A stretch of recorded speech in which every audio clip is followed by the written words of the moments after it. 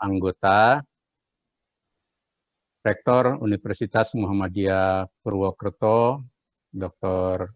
Anjar Nugroho bersama seluruh jajaran pimpinan, dan Zivitas Akademika UMP, Ketua PDM Dr. Ibnu Hasan, juga Ketua PDA dan seluruh keluarga besar Muhammadiyah Banyumas, dan hadirin peserta atau juga keluarga besar Muhammadiyah di seluruh tanah air yang mengikuti acara Syawalan atau silaturahim virtual yang diselenggarakan oleh Universitas Muhammadiyah Purwokerto.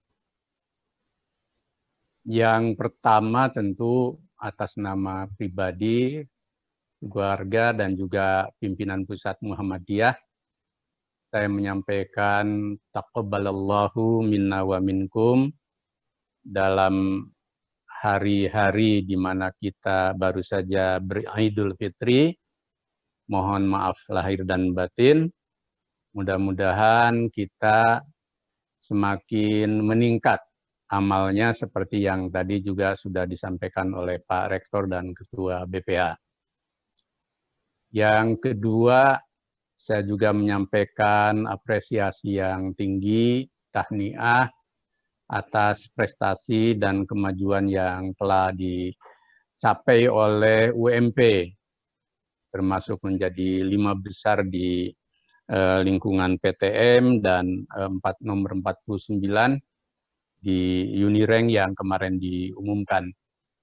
Prestasi ini tentu tadi telah disampaikan oleh Pak Rektor maupun Ketua BPH sebagai hasil dari ikhtiar kebersamaan semua pihak, keluarga besar UMP dan keluarga besar persyarikatan kita.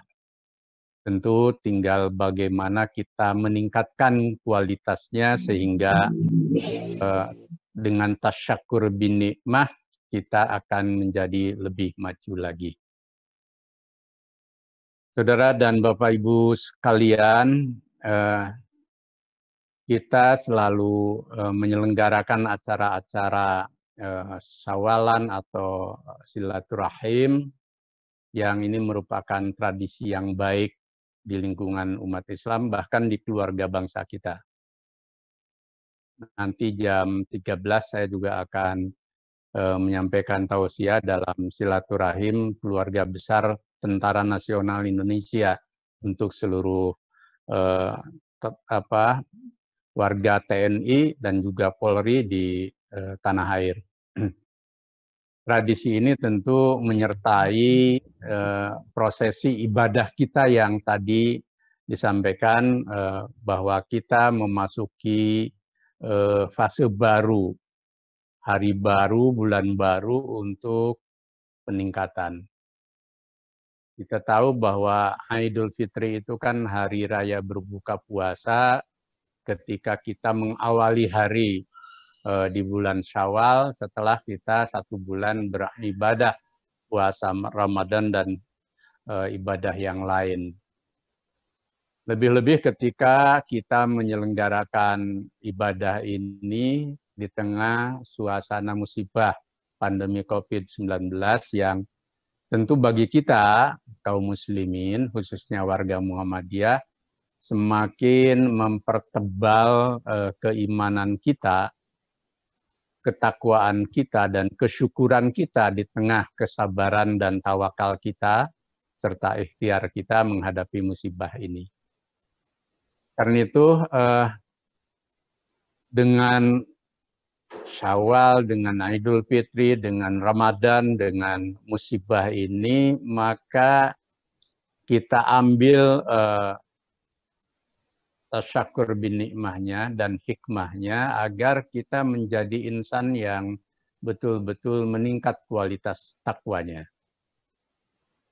Takwa itu memang mudah untuk diucapkan, kita pahami juga arti dan pemikirannya, tapi kalau untuk dipraktekkan memang sesuatu yang memerlukan mujahadah, memerlukan kesungguhan. maka harus ada lompatan gitu ya, ada semacam quantum leap gitu ya dalam keruhanian kita yang saya sering populerkan dengan mi'raj ruhani. Kenapa? Karena setiap tahun kita berpuasa, setiap tahun kita beridul fitri, bahkan setiap hari kita beribadah mahdoh berupa sholat wajib 5 waktu.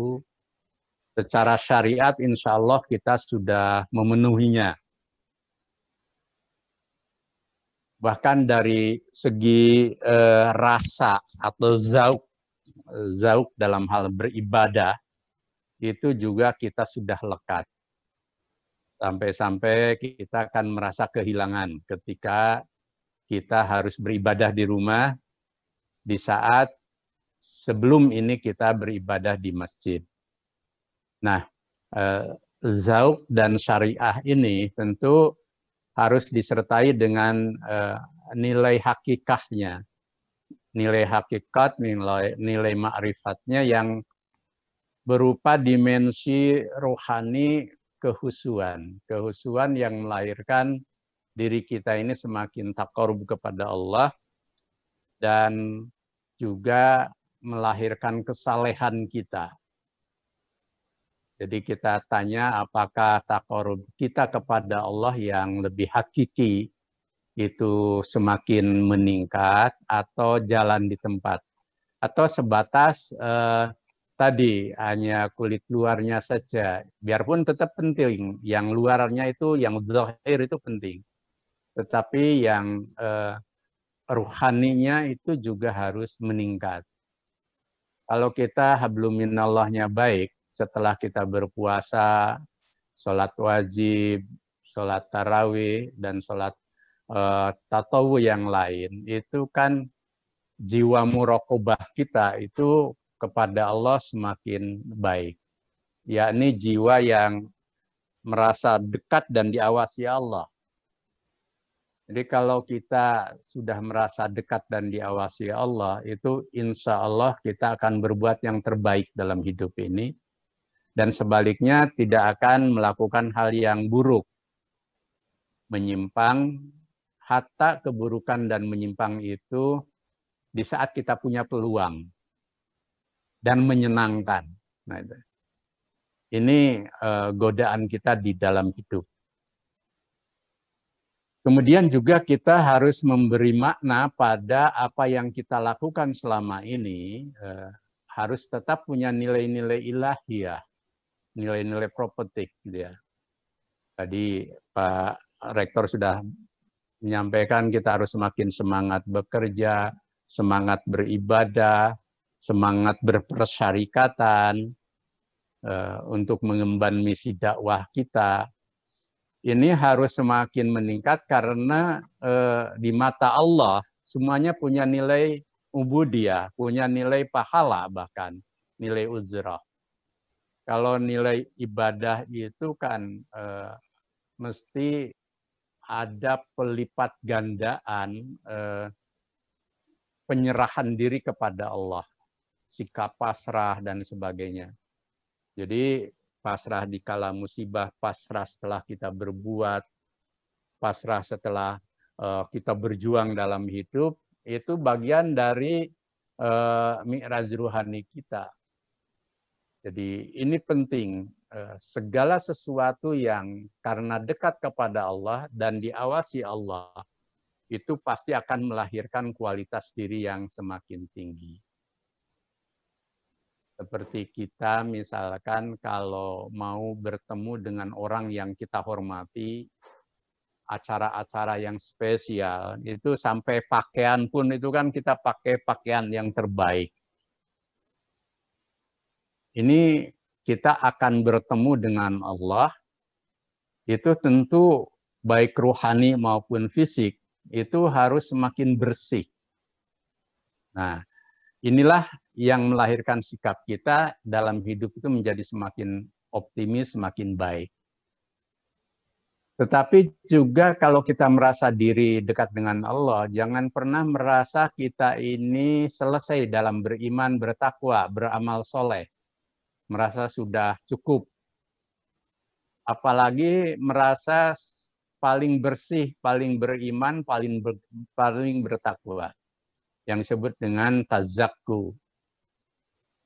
Jadi dalam beragama pun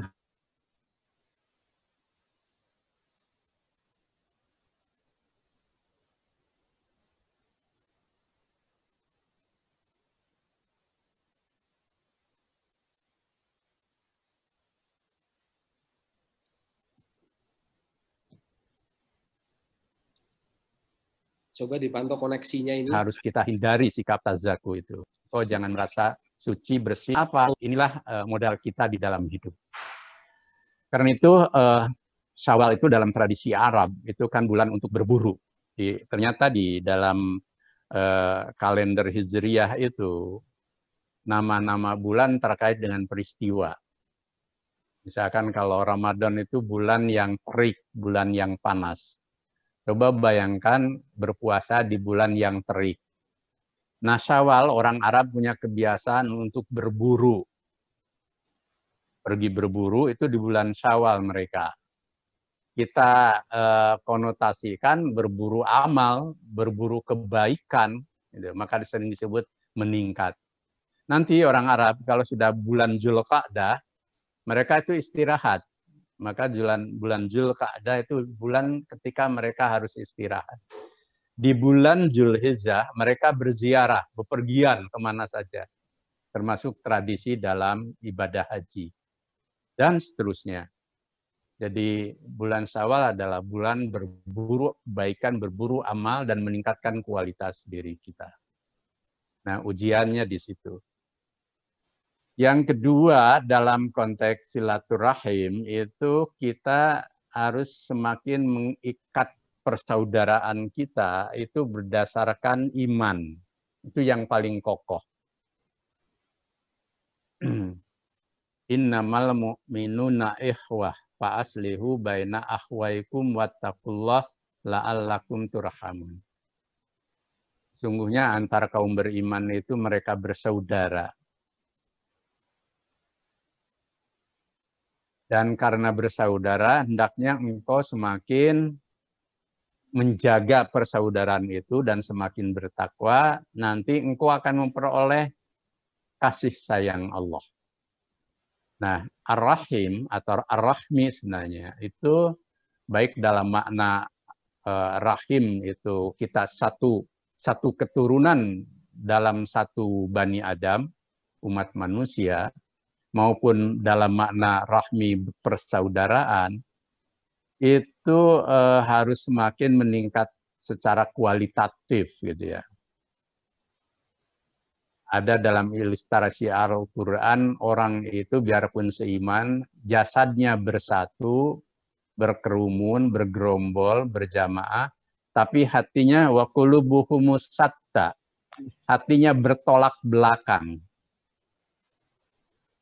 Ini nggak gampang ya. Jadi maka perlu silaturahim, mempertautkan kembali persaudaraan kita yang terputus. Wa tasimu bihablillahi jami'a wala tafarraq. Maka silaturahim dalam makna positif adalah menjalin persaudaraan, tetapi dalam makna yang paling krusial itu menjalin persaudaraan yang sudah terputus. Dalam sabda Nabi disebut laisal wisal bil mukafi. Tidak ada silaturahim itu sesuatu yang sekedar apa adanya. Menyambung persaudaraan yang sudah nyambung itu biasa. Tetapi walakinal wisal idawaqa atur rahim wasalah. Jika ada terputus pertalian persaudaraan kita, maka persambungkan kembali. Antar kita di rumah, antar kita dengan tetangga, antar kita di persyarikatan, dan antar kita dengan sesama warga masyarakat, warga bangsa. Dalam relasi hablum minanas selalu ada sesuatu yang terputus, sesuatu yang bermasalah. Kita sambung kembali. Nah, disinilah orang sering nyebut silatul qalb, terus juga silatul fikri. Nah, silatul fikri itu menyatukan pandangan dan visi kita bersama dalam kehidupan persyarikatan maupun dalam kehidupan bangsa, umat dan bangsa. Di tengah menghadapi COVID saja itu tidak mudah menyatukan pandangan. Pandangan keagamaan awal-awal kita kan masih berat itu, tapi lama-kelamaan alhamdulillah relatif semuanya ada satu pandangan. Bahwa untuk beribadah pun di saat darurat itu kita lakukan di rumah, karena memang darurat. La diroro wala diroro. Jangan berbuat yang madarat, yang membuat kita rusak, bahaya untuk diri sendiri dan bahaya untuk orang lain. Maka standarnya jangan pakai standar normal. Nah, awal-awal kan tidak mudah, tapi lama-kelamaan kita menyesuaikan diri. Nah, itu yang disebut satu pandangan, silatul fikri itu. Menyatukan pandangan kita di saat berbeda. Kalau di saat berbeda dalam keadaan normal itu mungkin tidak mengandung resiko. Tetapi kalau di saat wabah ini kan resikonya apa? Ancaman jiwa. Dan kita perlu hifdun nafs. Nah gitu. Mungkin kita itu baik ke masjid maupun ke tempat lain itu kita bebas secara pribadi. Tetapi tahu-tahu bahwa kita menjadi media penularan misalkan. Kitanya nggak kena, tapi kita jadi medium untuk kenanya orang lain. Nah, ketika sudah terkena itu kan kalau positif dan sembuh alhamdulillah, tapi juga kan banyak yang meninggal. Jangan anggap bahwa wabah ini ilusi dan konspirasi. Di seluruh dunia kan sudah 5,9 juta yang meninggal. Yang terkena. Yang terkena sudah 5,9 juta. Kemudian yang meninggal sudah 300.000 lebih. Tapi juga jangan dibanding-bandingkan dengan yang mati karena kanker, mati karena kecelakaan. Karena kematian itu kan tidak statistik. Dalam surat Al-Maidah, 1 nyawa saja kan harus kita selamatkan. Disinilah pentingnya kita bersilatul fikri dan silatul qalbi yang menyatukan hati kita dan pikiran kita demi penyelamatan kehidupan kita bersama. Yang ketiga, nah dalam konteks bermuhammadiyah yang juga sama pentingnya ya silatul jam'i atau alaqatul jam'iyah. Gitu.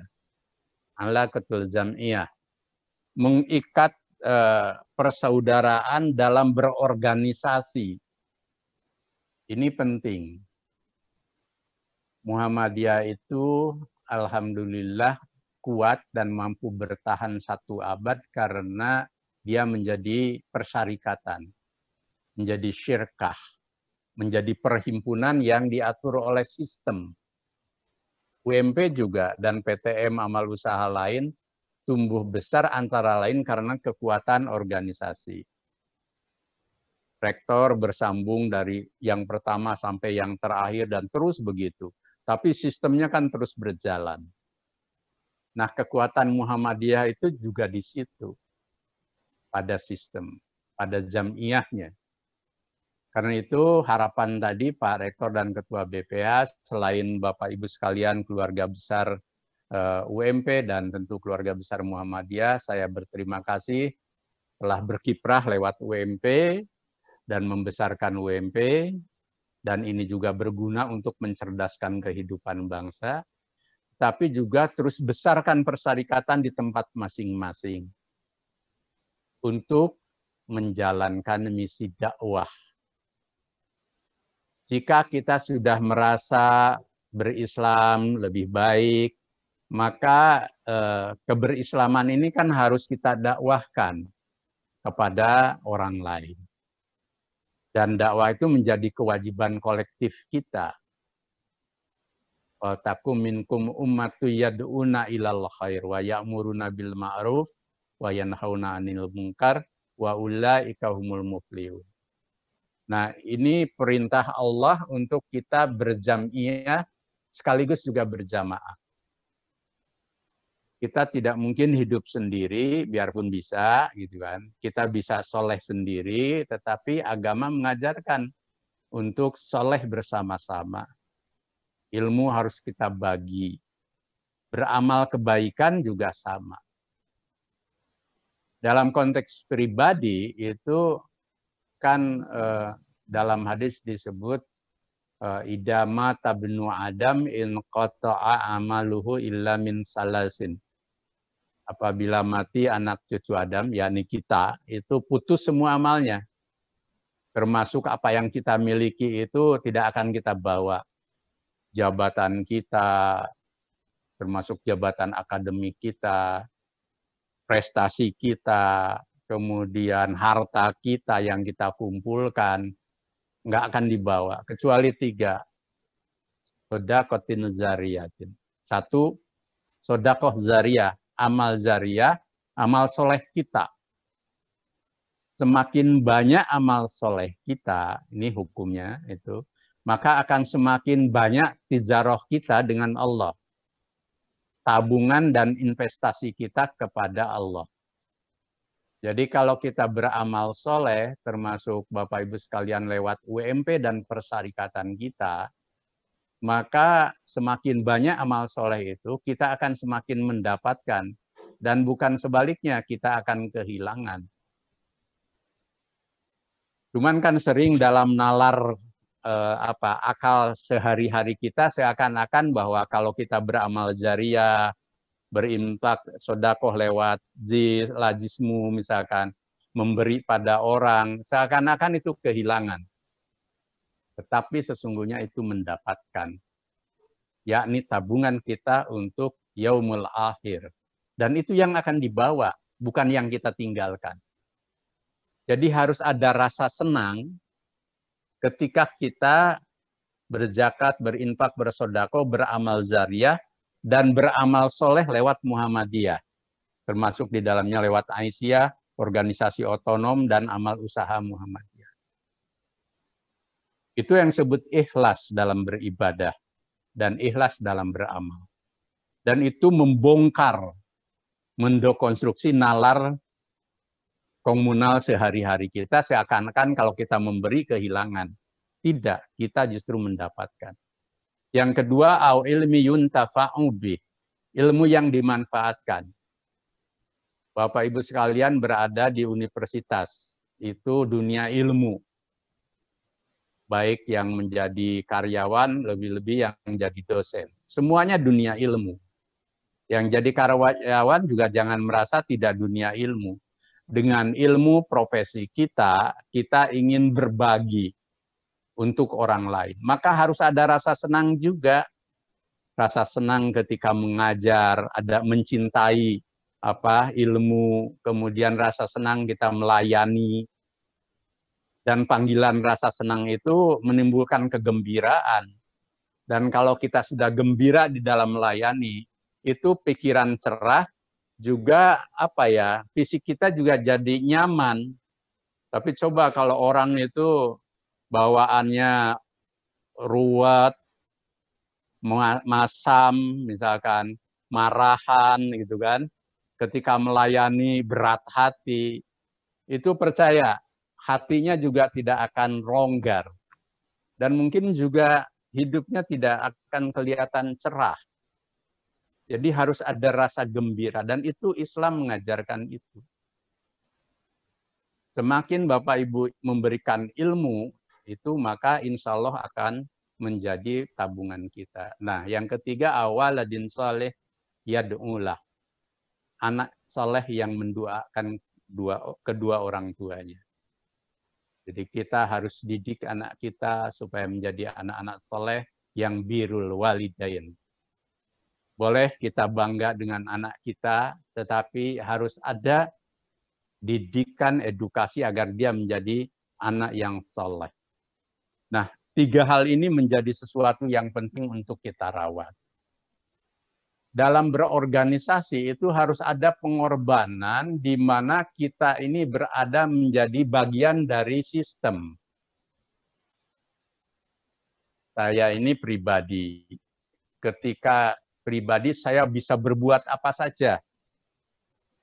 Pak Anzar itu rektor, sebagai pribadi bisa bicara apa saja kalau di luar. Mungkin bisa bertindak apa saja berdasarkan style sendiri. Pak Baidowi ketua BPH, Pak Ibnu ketua PDM. Semua kita secara pribadi itu bisa bebas. Tetapi ketika kita berada di organisasi, baik pimpinan maupun anggota, kita terikat dengan sistem, terikat dengan prinsip, terikat dengan aturan.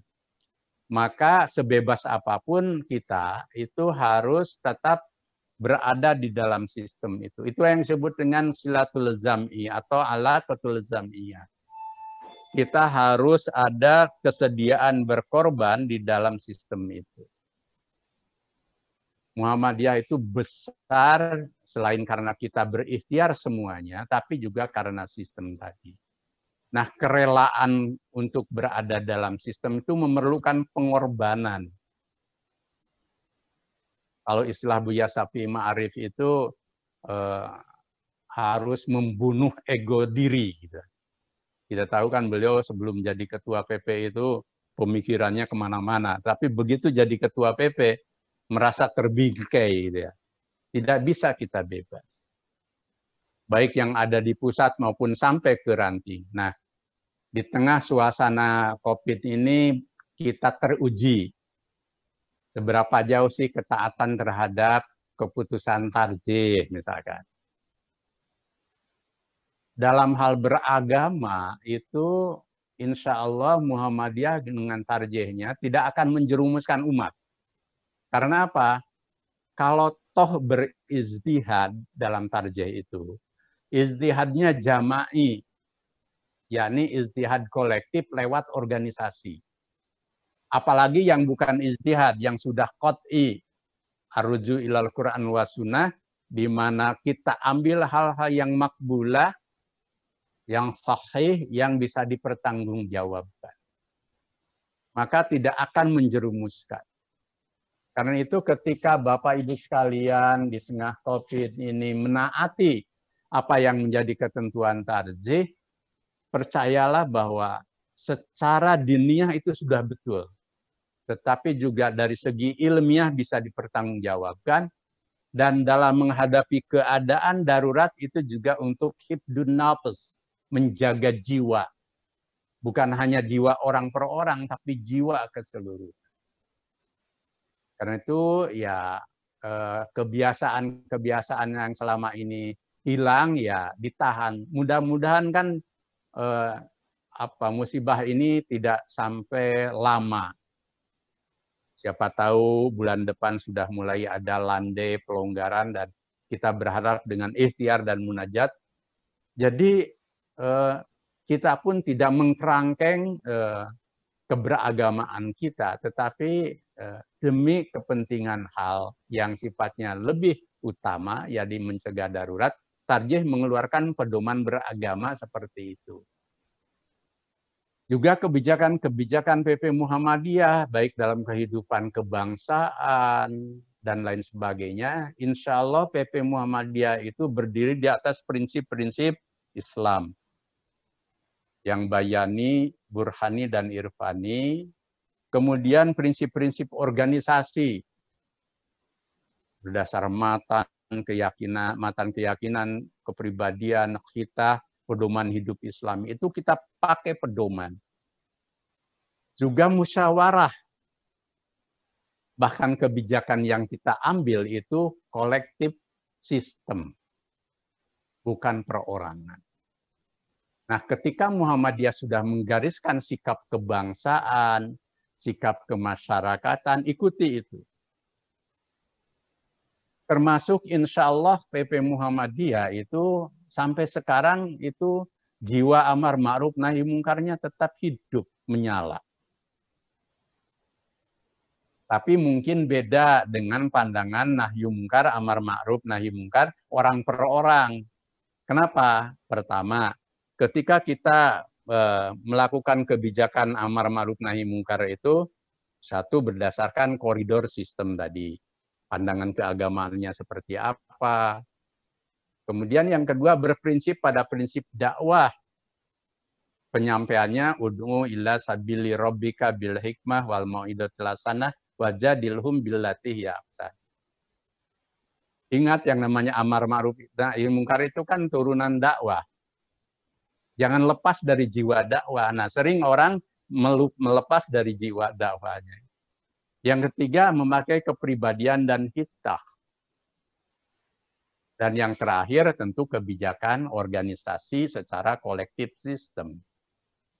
Kalau orang per orang di luaran, itu boleh apa saja sebagai warga negara. Tetapi kalau misalkan ada warga Muhammadiyah, anggota Muhammadiyah, pimpinan Muhammadiyah yang berbeda dari organisasi, ya kalau masih mengatasnamakan pribadi di luar, monggo-monggo saja itu sebagai bagian dari hak warga negara. Tapi jangan membawa nama organisasi, atribut organisasi, atau institusi yang ada di bawah PP atau di bawah Muhammadiyah. Karena apa? Karena itu nanti menyangkut organisasi secara keseluruhan. Nah, kesediaan berada di dalam sistem ini juga bagian dari silaturahim kita yang bersifat jam'iyah. Saya yakin bahwa kita akan berada di dalam gerakan yang maju ketika kita mau berkorban untuk seperti itu. Insya Allah Muhammadiyah tidak akan menjadi mundur, Muhammadiyah tidak akan kehilangan jiwa amar ma'ruf nahi mungkarnya dan lain sebagainya. Bahwa persoalan hidup baik keumatan maupun lebih-lebih kebangsaan itu tidak bisa diselesaikan semuanya, selalu ada masalah, iya. Bahwa Muhammadiyah tidak bisa mengcovernya, itu iya. Jangankan Muhammadiyah, negara sendiri tidak bisa mengcovernya. Umat Islam dan kekuatan yang lain juga sama. Bahkan kalau mau ya, pribadi pun kalau mau muhasabah itu juga selalu ada punya kekurangan. Disinilah pentingnya kita saling toleran untuk memahami cara langkah setiap kita.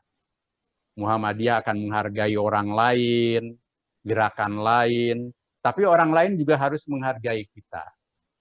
Lebih-lebih anggota persyarikatan harus ada marwah. Jangan kembangan pikiran-pikiran yang seakan-akan PP Muhammadiyah itu tidak amar ma'ruf nahi mungkar hanya karena pikiran sendiri. Nah, dalam konteks inilah pentingnya kita berorganisasi. Yang terakhir, baik UMP maupun Muhammadiyah secara keseluruhan, itu kan harus makin maju dalam gerakannya. Kita mengusung Islam berkemajuan. Kita juga mengusung nilai keunggulan dalam Islam berkemajuan itu. Alhamdulillah UMP sudah makin pesat, kemudian juga PTM yang lain. Kita perlu berbagi, kita perlu bersinergi.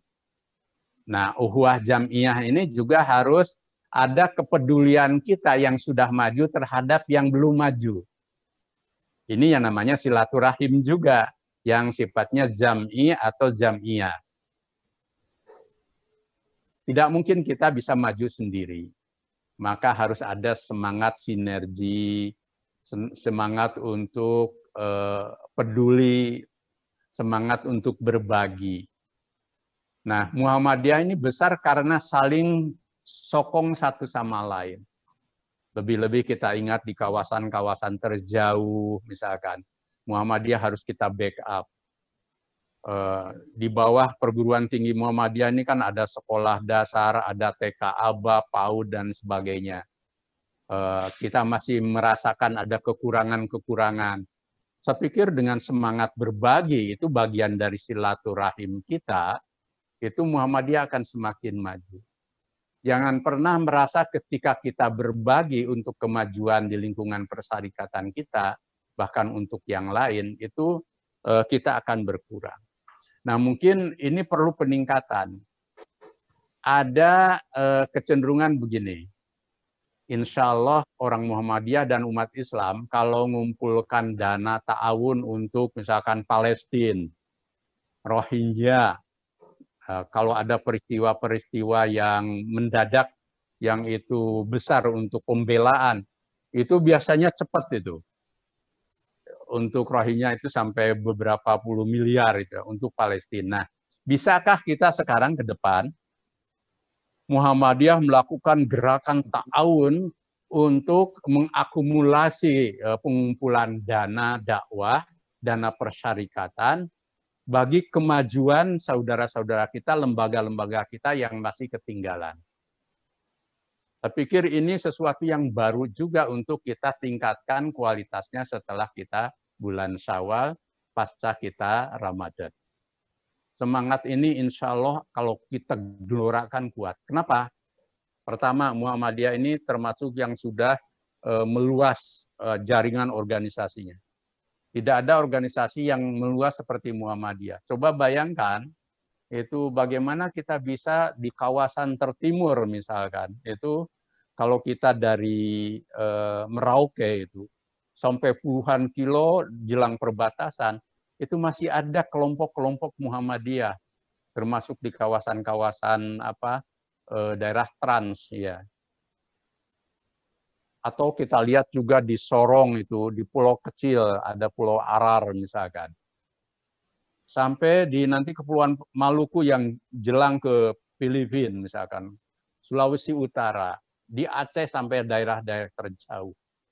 Nah, itu perlu perhatian kita juga di samping kita merambah ke dunia internasional. Nah, semangat ini juga harus kita tumbuhkan sehingga semangat Zawil Kurba ini menjadi semangat kita untuk maju bersama. Dan ini harus bagian dari silaturahim kita. Dan kalau akumulasi ini terjadi, insya Allah 10-20 tahun ke depan Muhammadiyah akan menjadi kekuatan yang besar.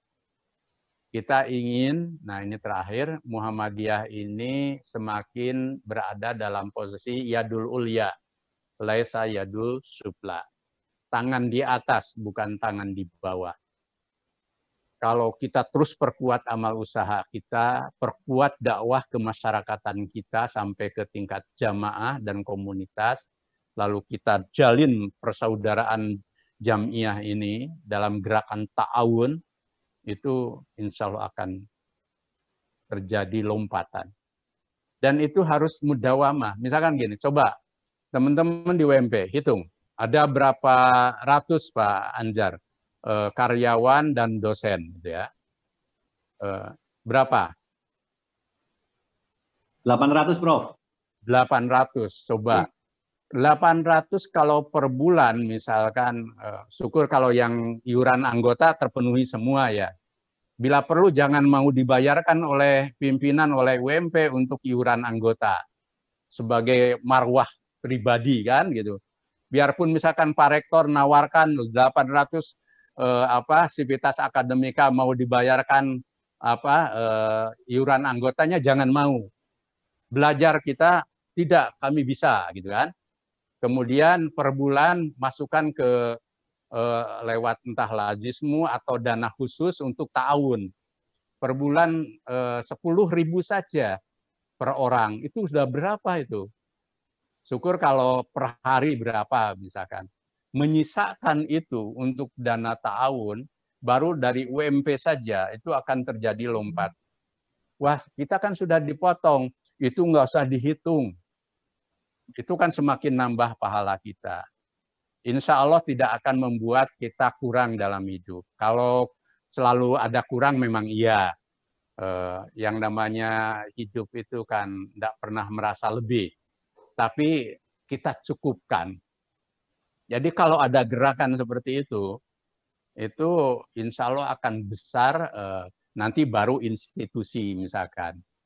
Tapi kalau ada kesadaran anggota Muhammadiyah berapa sih? 10 juta saja misalkan yang mau gerakan ta'awun ini akan luar biasa. Selain iuran anggota yang resmi. Coba mulai tertibkan. Dari 800 orang itu nanti bertanya, siapa yang belum iuran anggota, siapa yang belum punya kartu tanda anggota Muhammadiyah. Mulai sekarang pembenahan dari masing-masing. Jangan dikejar-kejar oleh Pak Rektor itu, atau oleh Ketua BPH. Nah, semangat ini insya Allah dengan rasa gembira dan senang, inilah semangat silaturahim yang meningkat di era baru ini. Begitu yang bisa saya sampaikan. Mohon maaf lahir batin. Wassalamualaikum warahmatullahi wabarakatuh. Waalaikumsalam warahmatullahi wabarakatuh. Kami haturkan terima kasih kepada Ayahanda Profesor Dr. Haji Haidar Nasir MSI yang telah memberikan pencerahan untuk kita semuanya. Hadirin dan pemirsa yang dirahmati oleh Allah Subhanahu wa taala, usia sudah rangkaian acara pada hari ini. Sebelumnya kami ucapkan terima kasih kepada seluruh pemirsa yang sudah bergabung bersama kami, dan apabila ada tutur kata yang kurang berkenan kami mohon maaf yang sebesar-besarnya. Akhir kata dari kami, billahi fisabilillah fastabiqul khairat. Assalamualaikum warahmatullahi wabarakatuh. Waalaikumsalam warahmatullahi wabarakatuh. Terima kasih, Prof. Ya, sama-sama Pak Rektor, Pak BPH, dan semua teman-teman Wakil Rektor. Ini ada. Terima kasih. Salam Terima kasih semuanya. Pak Haidar.